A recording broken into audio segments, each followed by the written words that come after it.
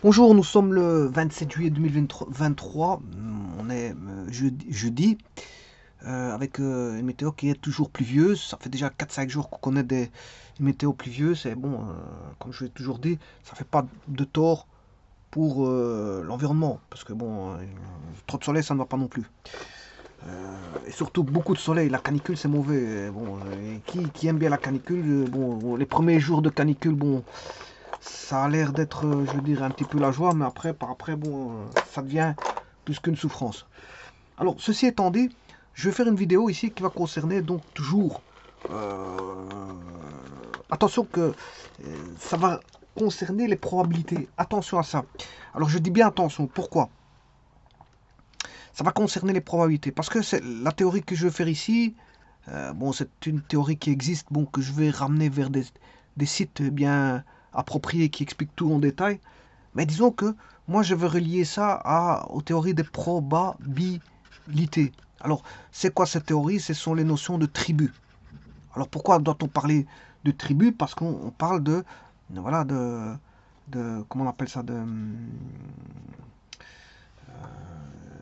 d'espace probabilisable. Alors, pour expliquer les espaces, pour parler de probabilité, alors pour parler de probabilité, on a besoin de la notion d'espace probabilisable. Parce que pour définir certaines choses, on doit parler absolument, voilà, d'espace probabilisable. Bien sûr, tout doit être défini. Ici, tout est une question de définition. Hein. Bon, c'est une vidéo qui va ramener à toutes des définitions. Donc, la première des choses, euh, c'est de parler d'espace probabilisable quand on parle de probabilité. Pourquoi? Parce qu'on doit définir les probabilités. Et sans avoir défini un espace probabilisable, il est difficile de définir ce que c'est que la probabilité. Alors, la notion d'espace probabilisable fait référence à la notion de tribu. Et donc, qui dit probabilité dit certaines notions, notamment expérience aléatoire, parce qu'on a en probabilité, expérience aléatoire, et donc, fatalement, ce qui va en découler de l'expérience aléatoire, ben, on pourra aller rechercher voilà, des événements.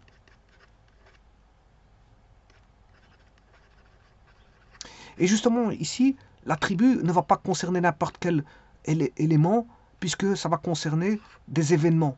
C'est ça l'astuce. C'est pour ça que je dis que le tribu, c'est une notion vaste dans ce qu'on retrouve dans les notions ensemblistes. Attention, une tribu, il ne faut pas confondre avec une famille. Hein. Bon, il y a aussi les notions de famille. Pas confondre une tribu et une famille. De toute façon, je vais faire la distinction entre tribu, famille, etc. Et on pourra voir un petit peu plus clair dans une vidéo de la sorte. Mais avant toute chose, on va rentrer dans voilà, des considérations qui sont fortement des notions ensemblistes. Donc, il faut que je fasse des rappels de notions ensemblistes. Mais avant toute chose, avant de commencer quoi que ce soit, c'est des notions ensemblistes. Pas de n'importe quoi aussi, encore une fois, ce sera par rapport à la définition d'événement. Donc ce sera des opérations, parce que les notions ensemblistes, on va ramener voilà, des opérations de notions ensemblistes. Mais ces notions ensemblistes, mais ce sont des opérations. Et les opérations qu'on connaît dans les notions ensemblistes, vous les connaissez très bien. C'est l'union, l'intersection, le complémentaire, la différence symétrique. Et voilà. Et donc, avant toute chose, je vais définir ce premier cadre qui est l'événement, parce que tout est une question ici euh, de définition.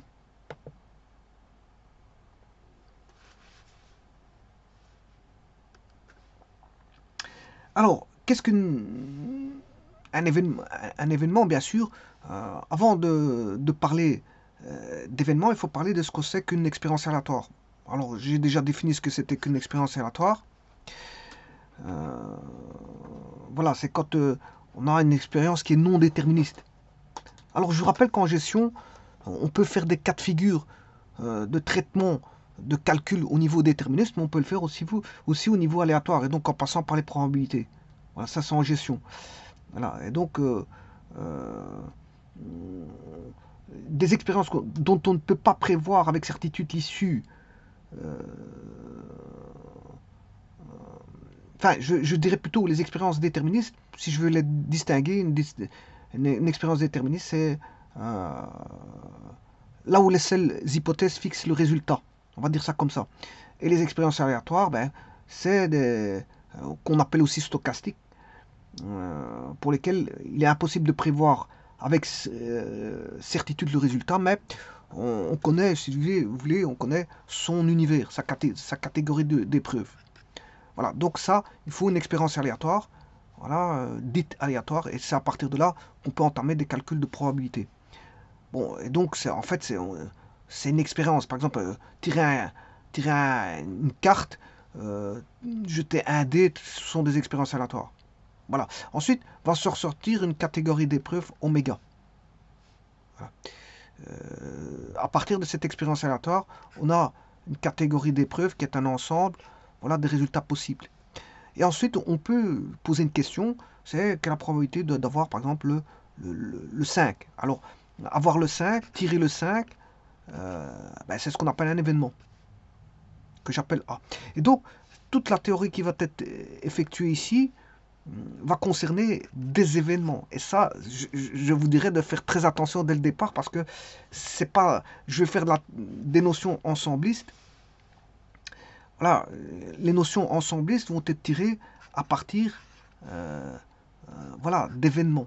Alors, les événements pour une expérience aléatoire, bah, par exemple, si je dis, euh, si j'ai un dé, bon, je peux avoir un 2 3 4 5 6 il est non pipé, non triqué, donc il est bien équilibré au niveau du poids. Voilà, il n'y a pas de tricherie sur le dé. Bon, la probabilité d'avoir le 1, c'est 1 sixième. La probabilité d'avoir le 2, c'est 2 sixièmes. La probabilité d'avoir le 3, c'est 3 sixièmes. La probabilité d'avoir le, le 4, c'est un sixième. Le 5, c'est un sixième. Le 6, c'est un sixième. Tout ça, ce sont des événements. Mais je peux dire la probabilité d'obtenir le 8. Ben, c'est impossible parce qu'il n'y a pas de 8 sur un dé. Voilà, donc ça, c'est l'événement impossible. Voilà. Alors maintenant, si je dis la probabilité d'avoir soit le 1 ou le 2 ou le 3 ou le 4 ou le 5 ou le 6, ben, c'est l'événement certain. Donc vous voyez qu'au niveau des événements, on peut définir différents types d'événements. Alors, qu'est-ce que c'est qu'un événement? Et quels sont les types d'événements avant de voir les notions ensemblistes et d'entrevoir la notion de tribu et d'espace probabilisable? J'ai du mal à cliquer. Voilà. Alors, soit on a soit une expérience aléatoire, H, et un univers décrit par une catégorie d'épreuves et un ensemble de résultats possibles qui est associé bien sûr à l'expérience aléatoire. Hein. L'oméga provient de ce H. Hein.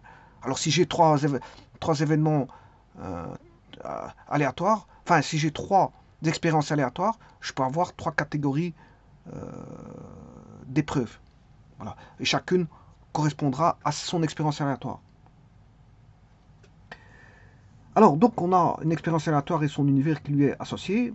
On dit qu'un événement est lié à cette expérience aléatoire si, quel que soit le résultat de celle-ci, on peut dire que cet événement, qu'il est réalisé ou pas. Voilà. Alors, par exemple, si je dis obtenir le 7, ben, il ne sera pas réalisé. C'est normal, parce que dans un dé, le tirage d'un dé, à 6 faces, bon, si je vous dis avoir le 7, ben, c'est impossible. Voilà, donc, mais malgré tout, c'est quand même une expérience. Je peux le décrire en tant qu'expérience. Dire, ouais, obtenir le 7. Ben, en fait, le résultat, sa probabilité, sa probabilité vaudra 0. Voilà. Alors, euh, je vous rappelle qu'on a ce qu'on appelle l'événement élémentaire. Événement élémentaire. Ben, ça, c'est quand on a les événements qui sont réduits à un seul élément. Voilà. Donc on a, si vous voulez, les événements réduits à un singleton, ben, c'est ce qu'on appelle un événement élémentaire. Alors je vous rappelle que dans les probabilités, on a la formule des probabilités d'un événement que je vais appeler A. Hein, supposons que j'ai un événement A.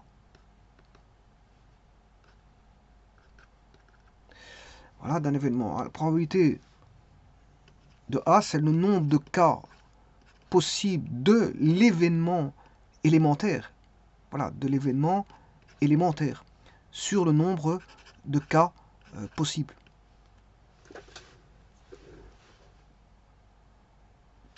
Maintenant, en ce qui va concerner, on peut avoir des probabilités de composer au travers de l'union, etc., de l'intersection, etc. Bon. Et justement, c'est ce que je veux voir ici. Petit instant, j'ouvre une page. On peut avoir l'union. Attention, c'est des notions ensemblistes, je vous le dis, mais c'est par rapport à des événements. Attention, parce que ici, je suis dans la théorie des probabilités. Hein. Ah, donc c'est par rapport à des événements qui vont s'effectuer. Donc les éléments ici sont des événements. Il faut bien comprendre ça. Bon, donc ici, donc je ne parlerai pas d'éléments, mais d'événements. Par exemple, tirer le 5 ou tirer le 2 du jeu de dés, donc c'est qui fera un sixième plus un sixième. Voilà. Donc l'union, par exemple, de l'événement A, l'union, bien sûr que je note U, qui est l'événement A, que je mette entre guillemets, ou l'événement B, donc ça c'est l'union, l'événement de A ou l'événement de B. C'est une opération bien sûr ensembliste qui pourrait correspondre à un plus si vous voulez, mais du côté de notion ensembliste. On ne parle pas de plus, on parle d'union. Voilà, on parle d'union. Alors, quand est-ce qu'elle est réalisée, cette union entre les deux événements? Ben, quand on a A, l'événement A, ou l'événement éventuellement les deux hein, qui sont réalisés, et on notera A union B. Donc c'est... Voilà. Attention qu'on peut avoir deux ensembles qui sont disjoints, ou deux ensembles qui sont, je veux dire, avec une intersection. Alors la réunion, bien sûr, c'est le tout. Hein. Alors ici, là, il y a une intersection. Voilà, mais là, on n'a pas d'intersection. Il est disjoint. Donc les événements ici sont dits incompatibles quand ils sont disjoints. Ils sont compatibles. Voilà, compatible, c'est quand il y a une intersection.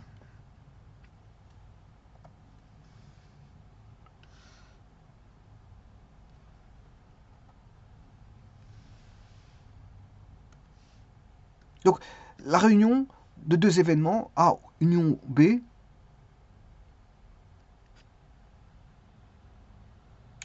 A union B, c'est quand l'événement A se produit ou l'événement B et on note A union B. Bon, maintenant on peut avoir l'intersection. C'est l'événement A et l'événement B, voilà, qui est réalisé lorsque A et B sont réalisés. Ça se note A inter B. Voilà, l'intersection. Alors, il existe aussi le complémentaire.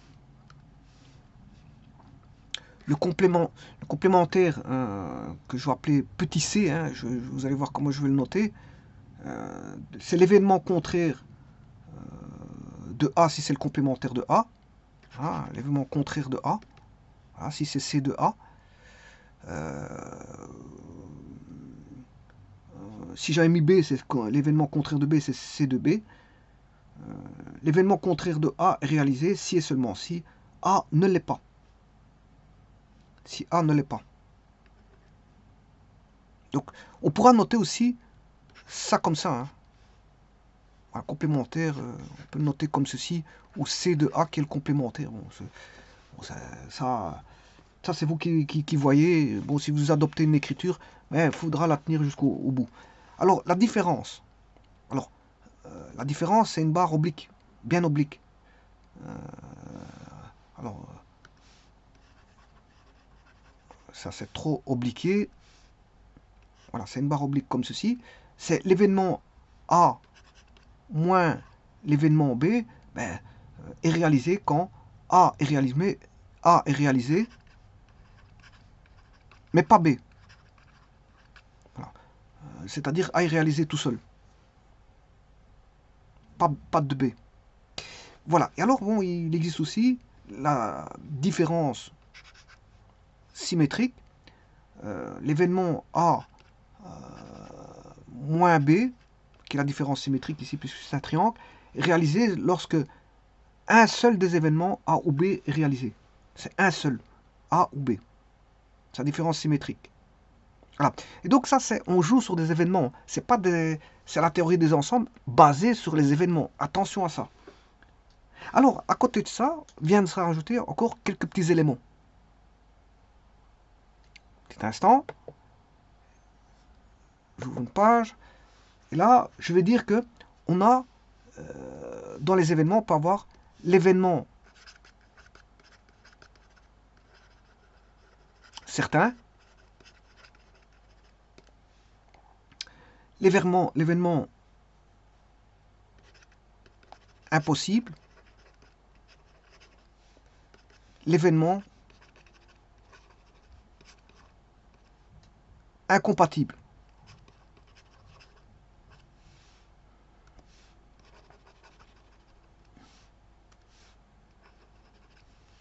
Alors, l'événement certain, ben, il est dans... Bon, bien sûr, l'événement certain, identifié à l'événement oméga, hein, il est identifié à l'événement... Enfin, à l'ensemble oméga, je m'excuse, pas l'événement oméga. Il est identifié, l'événement certain est identifié à l'ensemble oméga, qui est la catégorie d'épreuve ou l'univers. Bon, l'événement certain, c'est l'événement qui est toujours réalisé, quel que soit, on va dire, le résultat de l'expérience. Quel que soit le résultat de l'expérience, il sera réalisé. Maintenant, l'événement impossible, c'est tout le contraire. D'ailleurs, j'ai fait une vidéo là-dessus, vous pouvez aller la consulter. C'est toujours l'événement impossible identifié à l'ensemble vide. Hein, là, il est identifié à l'ensemble vide et non plus par rapport à... Celui-ci, il était identifié par rapport à oméga. Là, il est identifié par rapport à l'ensemble vide. C'est l'événement qui n'est réalisé par aucun résultat de l'expérience. Alors, les événements incompatibles, bon, pour parler d'événements incompatibles, il faut deux événements. On va dire que A et B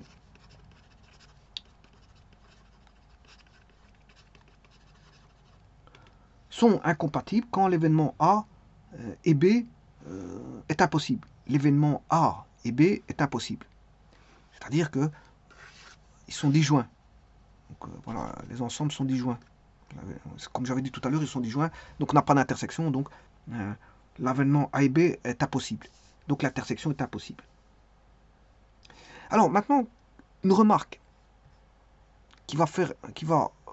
voilà, ça c'est pour les événements, parce que je vais arriver à la notion de tribu. Vous voyez que ce sont des petites notions ensemblistes. Voilà.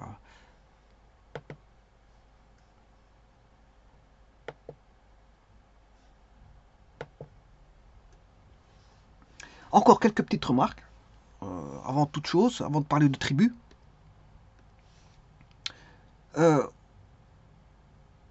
Donc on peut étendre, ici quand j'ai pris deux événements, mais on peut étendre à un nombre fini d'événements. D'ailleurs, les probabilités font cas de figure avec l'étude d'une probabilité, d'un événement, et puis après on étend à deux événements, puis à plusieurs événements. Donc on peut étudier à plusieurs événements. Il n'y a pas qu'un événement ou deux événements qui peuvent être étudiés. On peut étudier à un nombre fini, on va dire, d'événements.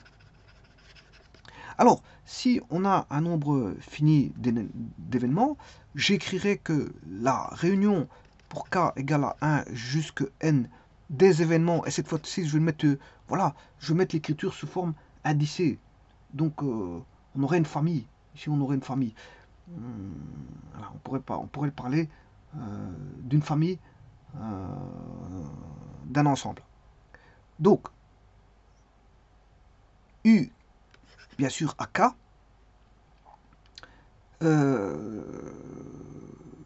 est l'événement qui est réalisé si l'un ou moins des événements A1, A2, A3, jusque AN est réalisé. Voilà. Donc ça c'est pour un cas fini d'événement. Je répète. Donc la notion d'union peut s'étendre à plusieurs événements, un nombre fini d'événements. L'union peut être associée à plusieurs événements. Et donc l'union AK, ça c'est un événement. Attention, c'est un ensemble d'unions d'événements qui va donner comme résultat un événement. Donc cet ensemble d'événements va donner l'événement, un événement qui est réalisé si l'un ou moins des événements A1, A2, A3 jusqu'à N est réalisé. Voilà. Et on pourrait dire de même pour l'intersection, pour K égale à 1 jusqu'à N DAK, qui est un ensemble d'intersections d'événements, eh bien, ces résultats-là, bien sûr, c'est comme une opération mathématique. Hein. Quand vous avez 4 plus 3 plus 5, ceci, ça donne un résultat qui est 4, 7, ça fait 12. Voilà, vous avez un résultat. Donc d'un ensemble de résultats, vous résumez un résultat. Ici, c'est pareil. Donc l'intersection, c'est un ensemble d'opérations ensemblistes qui va ramener à un résultat qui est réalisé si tous les événements A1, A2, A3 jusqu'à N sont réalisés. Tous, sans exception. Alors parfois on peut parler de suite. Hein. Et donc là, au travers, comme on a affaire à des familles, bon, on peut parler de suite. On peut parler de suite.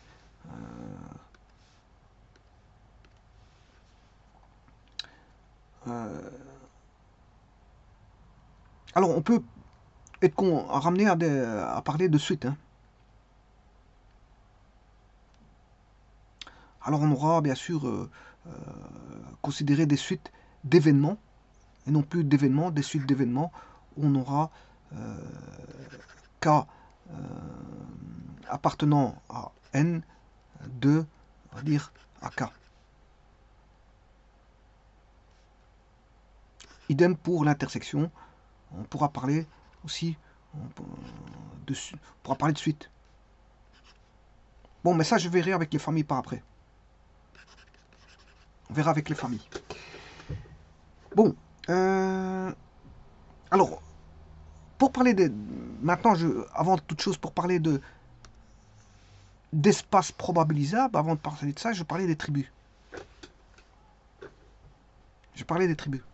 Et puis après, je vais parler de ce qu'est un espace probabilisable. Alors, une tribu, en général, une tribu, c'est assez simple à définir. Il n'y a pas de difficulté là-dessus. Bien, tout d'abord, on a un univers oméga. L'univers oméga doit appartenir à la tribu. Je vais l'appeler B, tribu. Deuxièmement, la deuxième propriété, la tribu a une propriété de stabilité.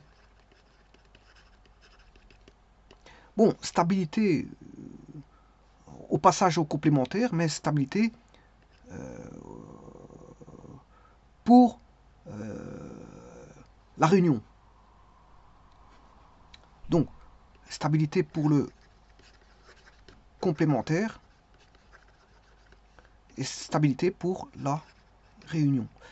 Et ces deux-ci vont ramener la probabilité à l'intersection par les notions ensemblistes. Et ça, je vais le voir dans un petit instant. Alors, qu'est-ce que c'est que la stabilité? Eh bien, je parle ici tribu d'un ensemble au sens général. Alors, on pourra appliquer ça, bien sûr, au niveau des événements. Vous prendrez tout simplement l'élément est un événement, tout simplement. Pour les probabilités, l'élément est un événement. Mais ici, je parle en termes d'éléments. Je vais définir tribu dans le sens le plus général possible et non pas dans le sens d'événements comme on parle en probabilité. Par après, je reviendrai bien sûr à la notion d'événement de tribu en probabilité, par rapport à cette définition généralisée. Alors, qu'est-ce que c'est que... euh, la notion de stabilité est une notion assez simple. C'est quel que soit un élément que je prends de A, je vais l'appeler A, appartenant bien sûr à la tribu.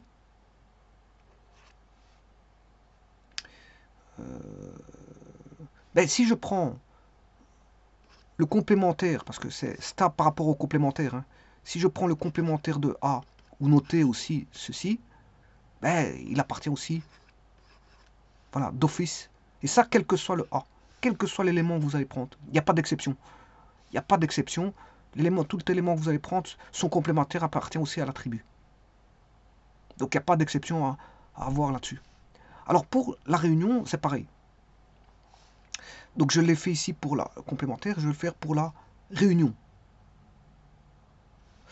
Alors pour la réunion, donc c'est stable pour le complémentaire, c'est stable pour la réunion, et d'office ce sera stable pour l'intersection, par une propriété qu'on va voir par après. Enfin, des notions ensemblistes, bon, je n'invente rien. Voilà, c'est tout simplement des notions ensemblistes. Hein. Des opérations, c'est des notions ensemblistes. Alors,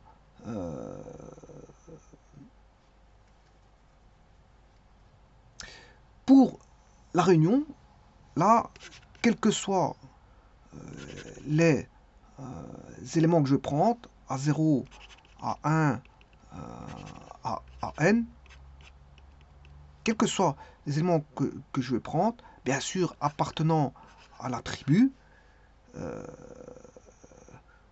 je peux dire que l'union pour k égale à 1 jusque n de CA à K, la réunion, toute la réunion, bien, appartient aussi à la tribu.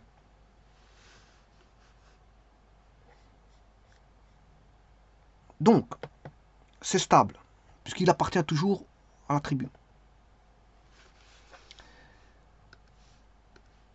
Donc, ici, j'ai dit que si je prends voilà, un univers appartenant à la tribu borélienne,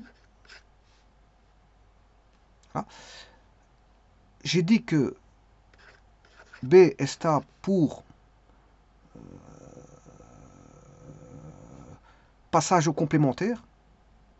Ça, quel que soit A appartenant à B, le complémentaire de A, noté à barre, appartient aussi à B. Alors, quels que soient les AI, là, on va démarrer de 0. Oui, attention qu'ici j'ai fait une petite erreur. Je commence en 0. J'ai mis 0. Alors, quels que soient les AI appartenant à la tribu, l'union des AK pour K égale, je sais pas moi, 0, on va commencer en 0, jusque N, appartient aussi à la tribu. Mais, comme je vous ai dit, ces deux propriétés-là vont ramener, quels que soient les AI appartenant, ça c'est du fait des deux autres propriétés appartenant à la tribu, ça va ramener que l'intersection pour k égale 0 jusque n des AK appartient à la tribu. Alors par quelle magie, mais c'est les notions ensemblistes, ça, je vais le voir tout de suite. Je vais le faire avec deux ensembles. Alors, donc, le complémentaire est stable. Hein. Je vais résumer ici. Le complémentaire est stable. La réunion est stable. Et grâce à ça, l'intersection est aussi stable. Donc on est toujours dans B. Alors, je vais prendre deux éléments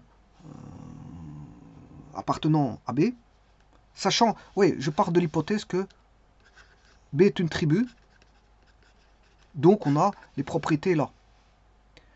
Voilà, donc je vais prendre deux éléments, A1 et A2, qui appartiennent à,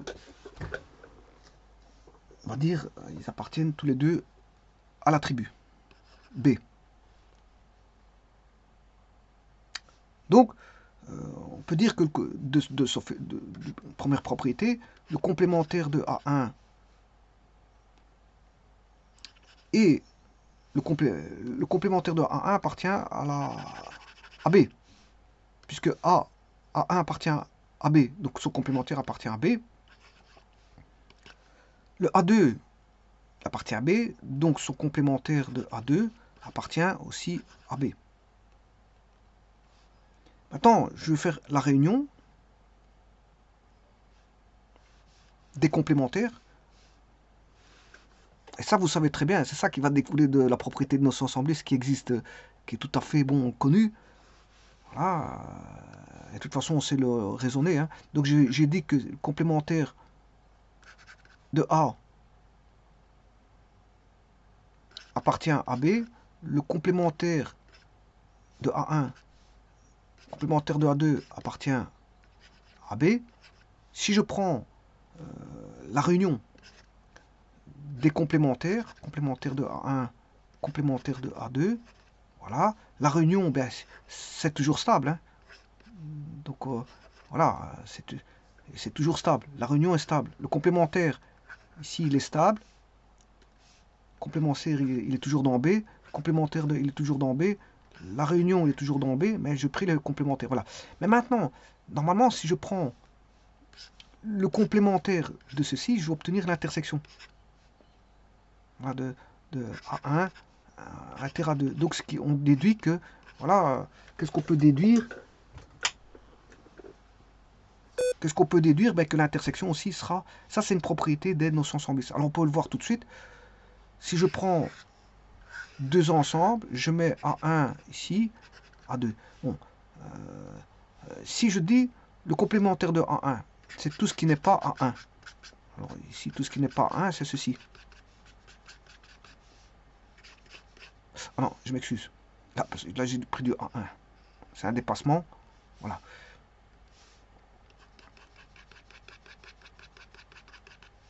Voilà. Tout ce qui n'est pas A2, c'est le complémentaire de A2. Tout ce qui n'est pas A2, c'est ceci. Donc, qu'est-ce qui va rester? Il va rester l'intersection. Donc c'est une propriété de notion ensemble, je n'invente rien du tout. C'est une propriété. Donc là, le fait que le complémentaire soit stable et que la réunion soit stable, d'office, entraîne que l'intersection est stable. Et voilà. Et donc, c'est juste ça une tribu. Maintenant, appliquer, bien sûr, non pas des éléments, mais à des événements. Des événements, parce qu'en probabilité, on parle en termes d'événements. Alors, avant toute chose, je vais vite voir ce que c'est qu'une tribu. Voilà. Voilà, alors une tribu, qu'est-ce que c'est? Je ne vais pas aller en détail parce qu'ici, bon, ça ne m'intéresse pas tout ça. Une tribu, c'est ce qu'on appelle aussi une sigma algèbre. Hein. Voilà, une tribu. Alors, ou plus rarement, corps de Borel, sur un ensemble X, un ensemble non vide de parties de X, stable par passage au complémentaire et par union dénombrable. Voilà. Donc aussi par intersection, parce que, bon, si j'ai fait une petite démonstration qui montrait que s'il était stable par complémentaire, stable par union dénombrable, elle l'est d'office par intersection. Alors, les tribus permettent de définir rigoureusement la notion d'ensemble mesurable. Alors, je vous rappelle que dans le cadre d'une variable aléatoire, on avait bien sûr une relation entre un univers oméga et un espace mesurable. Donc, voilà. Donc, progressivement formalisé pendant... voilà, ça on s'en fout. Alors, A n'est pas vide, A est stable par complémentaire, A est stable par union dénombrable. Voilà, ça il faut savoir que, voilà, il n'est pas vide. Mais attention, attention.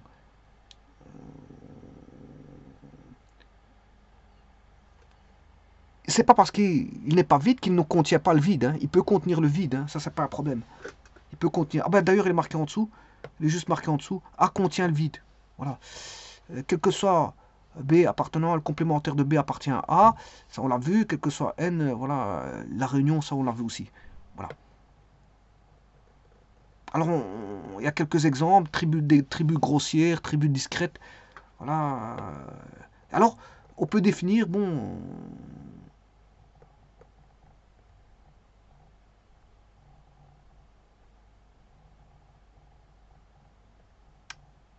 ici c'est les tribus de Borel et Lebec. Ici, vous avez quelques exemples de tribus, tribu image, tribu engendrée, tribu trace, tribu produit, tribu cylindrique, voilà, et tribu complète.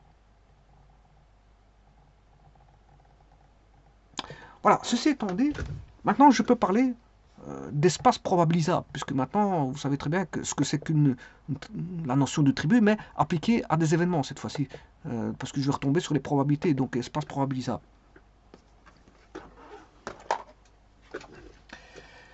Donc, l'espace probabilisable, on a une expérience aléatoire est décrite mathématiquement par la donnée de l'ensemble de catégories d'épreuves qu'on appelle oméga, bien sûr, de ces résultats possibles, et par une classe de sous-ensemble de résultats possibles. Non, je m'excuse, par une sous-ensemble de...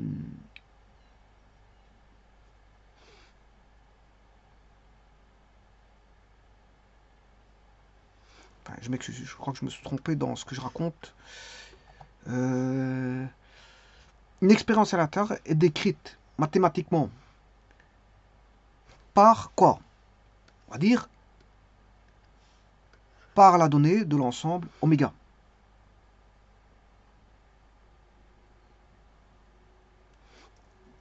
Par la donnée de l'ensemble oméga, ça c'est sûr et certain. Mais aussi de ces résultats possibles. Et alors on peut avoir une classe de sous-ensemble de oméga, qui représente bien sûr les événements liés à cette expérience. Voilà, et auxquels on veut s'intéresser, bien sûr. Alors, qu'est-ce qu'on exige de cette classe? Qu'est-ce qu'on exige de cette classe? On va exiger quelques petites choses. Donc, je vais parler ici d'espace probabilisable. Hein. Probabilisable. Donc, on a oméga, comme je l'ai dit, qui est la catégorie d'épreuves, c'est l'ensemble des résultats possibles. Et bien sûr, par une classe de sous-ensemble d'oméga, qui représente les événements liés à cette expérience aléatoire H et auxquels on veut s'intéresser. Bon.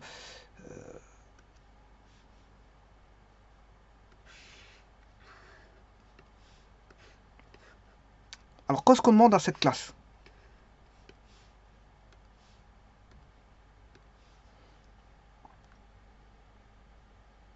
Mais on exige de cette classe qui contienne au moins l'événement certain. Voilà. On exige de cette classe qui contienne au moins l'événement certain. Mais pas que. Alors, l'événement certain, c'est oméga. Hein. L'événement certain, c'est oméga.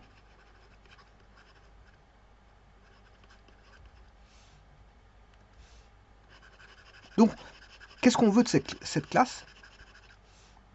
Mais qui contiennent l'événement certain, c'est-à-dire oméga. J'ai bien dit qu'ils contiennent. Hein. Donc, oméga va appartenir à une classe qui est une tribu ici. Voilà, on va dire ça comme ça. Donc, on veut qu'ils contiennent, cette classe, on veut qu'elle contienne l'événement certain. On veut qu'ils contiennent l'événement impossible.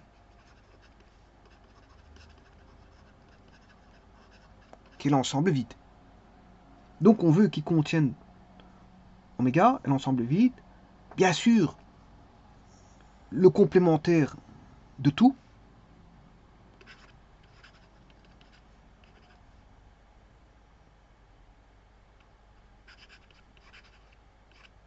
Voilà. Qui contiennent... enfin, je m'excuse, c'est le complémentaire. Complémentaire des, de tous les éléments. Donc, les complémentaires de tous les éléments doivent appartenir, si vous voulez, à B. Vous aurez compris que cette classe, c'est une tribu. C'est ça que j'essaie de faire comprendre. Cette classe doit être une tribu. Donc, les unions AK, ici, pour K égale 1, doit appartenir à cette classe. Et cette classe est une tribu. Parce que voilà, je mets le résultat, hein, parce que cette classe, je voulais la cacher ce que c'était, mais je suis obligé de vous la dire parce que je ne sais pas, voilà, m'exprimer si je n'identifie pas cette classe par rapport à la tribu que je vais définir. Donc l'espace probabilisable va être défini par rapport voilà, à un univers oméga et bien sûr une tribu que je vais appeler bêta. Ou Béronde, si vous voulez Béronde. C'est Béronde, je m'excuse, c'est pas bêta, c'est Béronde. Voilà. Alors donc, et alors, comme j'ai dit tout à l'heure, ben, si l'union des AK appartient à cette classe et que les complémentaires appartiennent à cette classe, tous les complémentaires, hein, quels que soient les événements, parce qu'ici c'est en termes d'événements que je parlais, non pas en termes d'éléments, eh bien l'intersection aussi va appartenir à cette classe.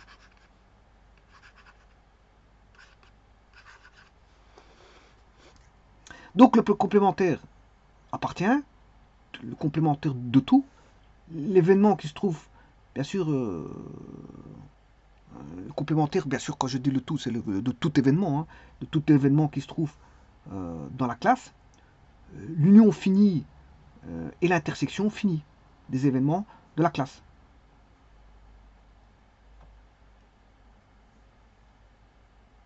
Alors, maintenant, vous allez me dire, ouais, mais c'est pas fini. Ben, ça, c'est pas un problème. Hein. Si c'est pas fini, ben, on prendra l'union et l'intersection de tout de suite infini d'événements de la classe. Alors, une telle classe, vous aurez compris que c'est une tribu. Une telle classe, c'est une tribu.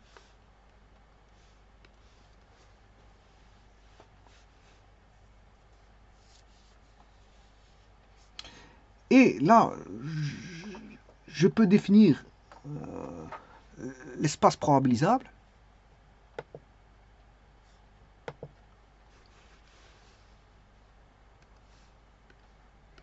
L'espace probabilisable, ben, c'est lié à une expérience aléatoire que je vais appeler H, bien sûr. C'est toujours lié à une expérience aléatoire, H. C'est le couple, l'espace probabilisable n'est rien d'autre que le couple oméga de sa tribu.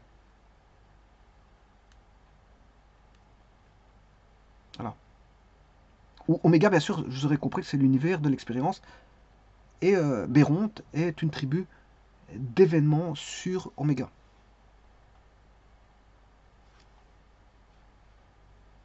Voilà, et ça, c'est ce qu'on appelle un espace probabilisable. Donc l'espace probabilisable que je vais appeler voilà, oméga B, où B est une tribu. Alors je pourrais définir justement comment je peux identifier que c'est une tribu, parce que justement, par définition, d'une tribu, une classe. Ça, c'est une définition vraiment, je veux dire, on va dire généralisée. Qu'est-ce que c'est qu'une tribu? Ben, une tribu est définie par rapport à une classe. Voilà.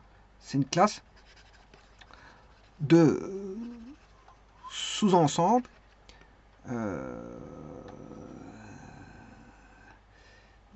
bien sûr, de sous-ensemble d'un ensemble que je vais appeler en général E. C'est un cas d'ensemble généralisé, que j'appelle E, qui contient bien sûr E, qui contient l'ensemble, et bien sûr le vide, contient le vide. Et tout le tralali qui va avec, c'est-à-dire qui est stable pour l'union, l'intersection, enfin plutôt je dirais, je vais commencer par ceux qui sont par le complémentaire, qui sont stables pour le complémentaire,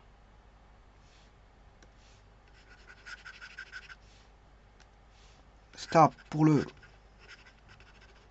complémentaire, l'union, l'intersection.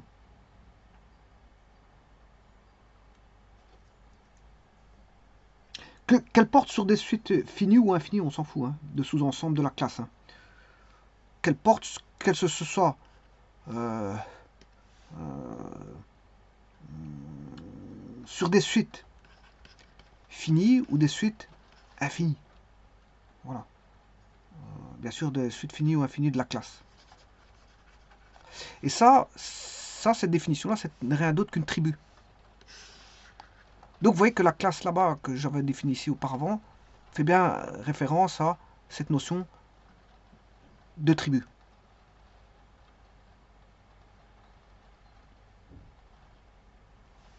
Alors, pas confondre avec une famille. Parce qu'une famille, on pourrait se dire, bon, une famille... Alors ici, la propriété numéro 1, dans les familles ici, vous voyez que ça donne... Vous voyez que le complémentaire de l'union donne l'intersection. Hein. Voilà, c'est des propriétés bon, axiomatiques des notions ensemblistes. Bon, ça ne découle pas. C'est pas propre aux tribus et c'est pas propre aux familles. Voilà. Alors, qu'est-ce que c'est qu'une famille? Ben, c'est juste une indexation, tout simplement. Donc en mathématiques, bien sûr, il faut que cette indexation de l'ensemble que je vais appeler I, hein, I, ici il y a deux ensembles, hein, il y a I et E, E est un ensemble généralisé, hein, sont deux ensembles, et bien sûr le I doit être non vide. Et alors, c'est une application de I dans E, qui est parfois appelée une famille d'éléments de E. Alors, bien sûr, vous aurez compris qu'on utilise la notion indicielle et on va noter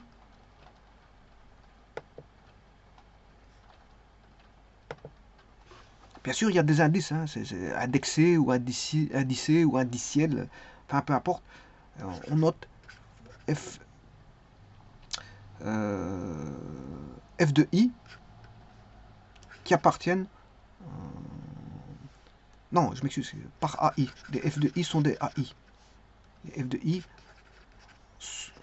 sont indiqués par des AI. Bien sûr, on indique ça comme ça, avec le I qui appartient à l'ensemble I. Alors le I est différent du vide, bien sûr, hein, obligatoirement.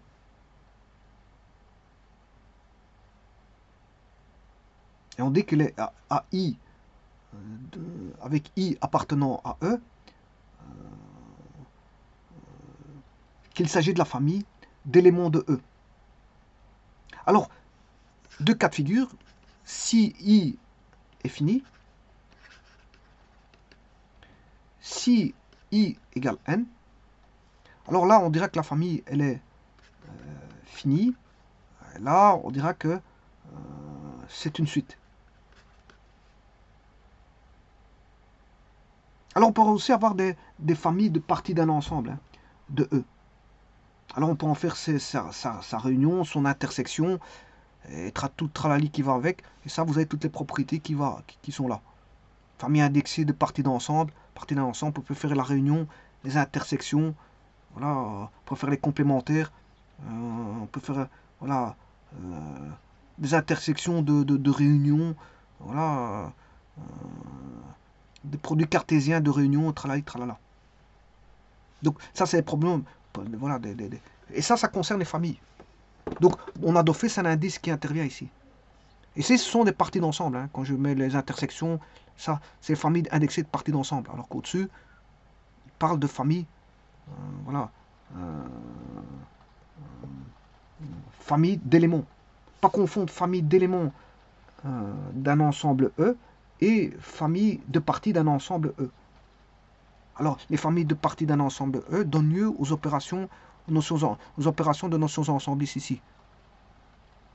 Voilà. Alors que là, au-dessus, c'est juste la définition d'éléments, famille d'éléments d'un ensemble E. Donc qui utilise la notation indicée. On le retrouve, bien sûr, beaucoup en algèbre linéaire, parce qu'en algèbre linéaire, on utilise beaucoup les indices. Les indices, voilà.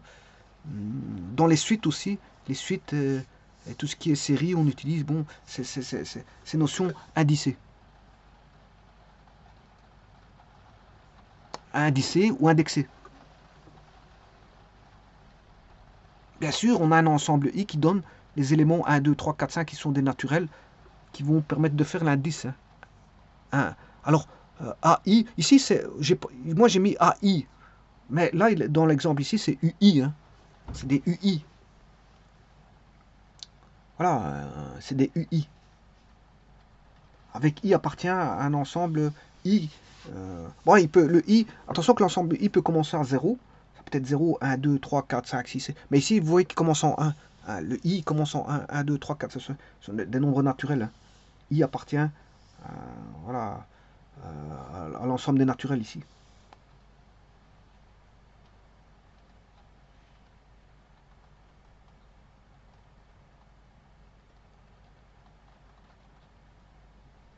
Alors vous voyez que la suite ici, là on a une suite. Celui-ci c'est une suite. Famille dénombrable, c'est une suite. Parce que on a n qui appartient au naturel. Donc c'est le cas de figure ici. Suite. Je vous remercie.